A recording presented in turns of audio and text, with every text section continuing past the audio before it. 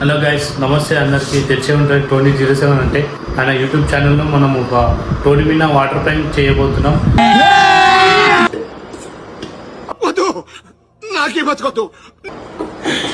చూడండి గైస్, శివ అయితే వాటర్లో సాల్ట్ పోస్తున్నారు.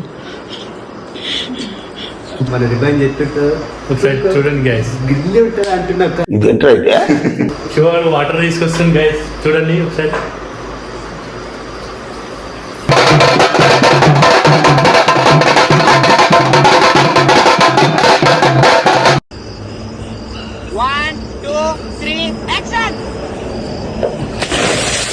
ఎందుకు పుడతారో కూడా తెలియదండి మనుషులు కొంతమంది. చూడండి జోడుకున్నారు